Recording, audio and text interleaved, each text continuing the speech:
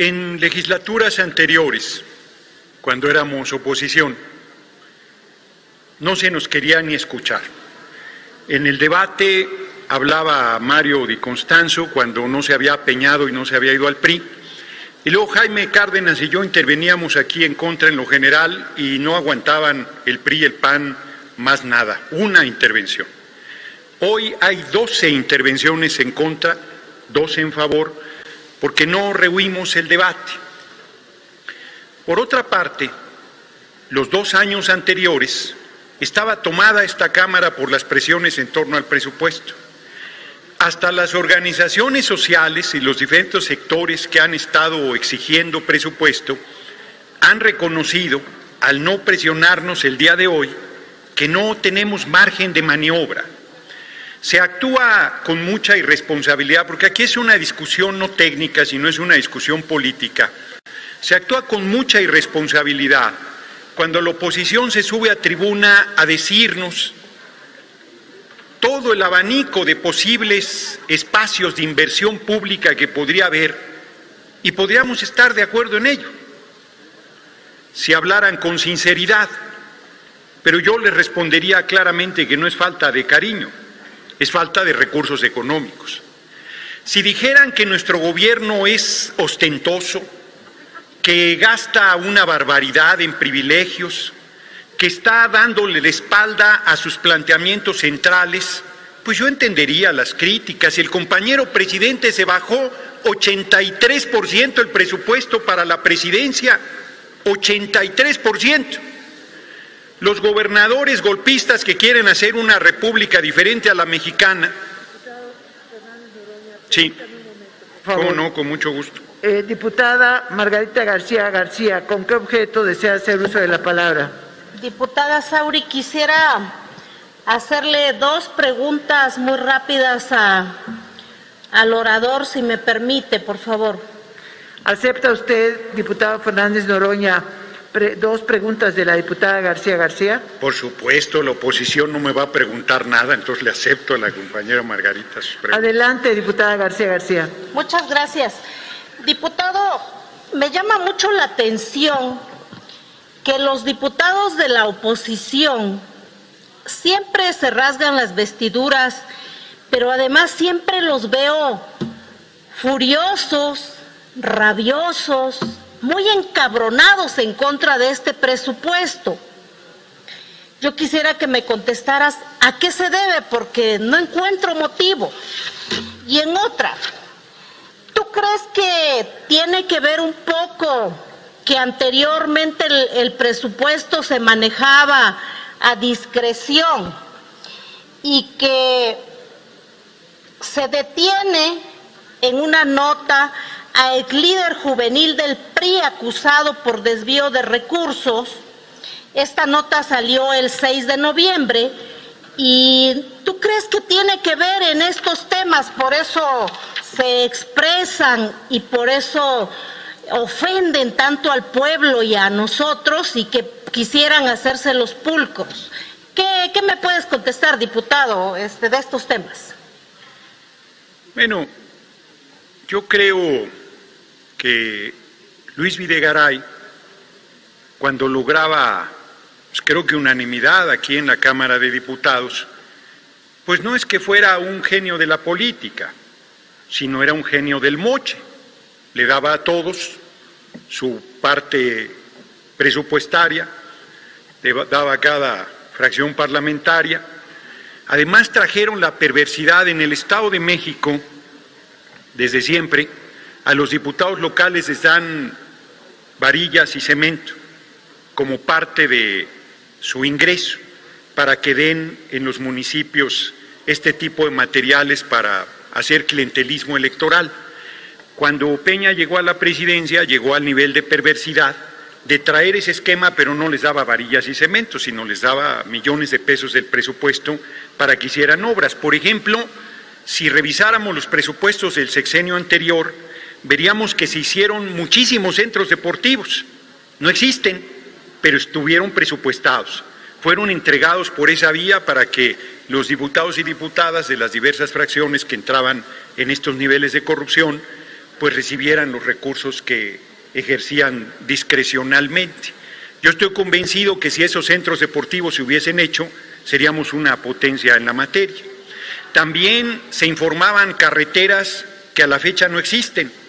Yo la otra vez andando, por ejemplo, por Puebla, me llevaba, ya ven que ahora los teléfonos son bien inteligentes, y me llevaba una carretera que se morían de la risa los pobladores cuando pregunté, porque me dijeron, no existe, hay 5 kilómetros que no existen y entonces no se puede conectar la carretera y te tienes que regresar e ir por el otro lado porque eso no está en el mapa, está en la información, pero no existe en la realidad.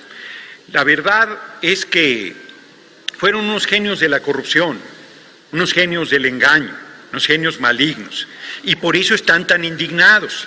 Vienen aquí y se rasgan las vestiduras, como bien comentas, a decir que los niños con cáncer, que los problemas médicos, que las escuelas, que los hospitales, que los caminos, y yo les pregunto, ¿qué hicieron de todo eso?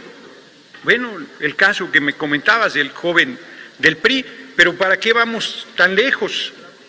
Si simplemente ahora que nos proponían un equipo de asesores en materia económica, yo preguntaba si Luis Videgaray iba a encabezar y corre el riesgo de no poder hacerlo o de hacerlo desde la cárcel porque está acusado de graves delitos de corrupción. Entonces, yo creo que por eso están tan indignados los legisladores paniaguados y los del ex revolucionario de la Revolución Mexicana, porque ya no tienen ese margen de acción, ya no tienen ese margen de maniobra. Pero yo aprovecharía la pregunta inclusive para ir más lejos y decirle a los compañeros y compañeras del PRI y del PAN y sus auxiliares de Movimiento Paniaguado y de PRDP. Estas fórmulas que nos están dando, ¿por qué no las aplicaron antes? Yo no me canso de repetirles en tribuna que durante los gobiernos de Fox y del comandante Borolas recibieron 687,000 millones de dólares solo por Pemex, solo por Pemex. ¿Y dónde están los hospitales, las escuelas de tiempo completo, los comedores en las escuelas, la infraestructura, todo lo que están, el apoyo al campo? Todo lo que están comentando, dónde se hizo, cómo se realizó, cómo se materializó, de qué manera se hizo posible. No existe. Y se enojan, termino con esto la respuesta a la pregunta, se enojan cuando les decimos que nos entregaron el país en los huesos, que nos entregaron todo hecho un desastre. Nos vienen a decir con una cara dura aquí que la deuda externa que subió, pues es la misma deuda que nos heredaron. Nuestro compañero presidente no ha pedido un centavo partido a la mitad de préstamo, pero por todas las dificultades generadas por la llamada pandemia, se modificó la paridad del peso con el dólar, eso tiene un impacto en mayor cantidad en pesos, menos debemos en dólares, más debemos en pesos, y nos vienen a decir que nosotros incrementamos la deuda y que cuánto el Producto Interno Bruto. No, bueno, son de una desvergüenza increíble. En fin, compañera, termino mi respuesta diciéndote, pues que sí los veo un poco molestos, que sí los veo un poco indignados, pero creo que su indignación es pura hipocresía, porque en realidad lo único que quieren es manejar el presupuesto para ellos nuevamente, para volver a robar, para volver a traicionar al pueblo, para volver a enriquecerse al cobijo del poder y para seguir trabajando en beneficio de los grandes empresarios extranjeros y nacionales, de la oligarquía nacional a la cual servían desde siempre en las alianzas que hicieron permanentemente. 90% de las cosas contrarias, 90% de las cosas de la legislatura las han votado juntos el PRI y el PAN, y el 100% de las cosas contrarias al pueblo las han votado en esta soberanía. Creo con esto haber respondido y agradezco mucho tus preguntas. Ya terminé mi respuesta, diputada Sauri. Adelante, diputado.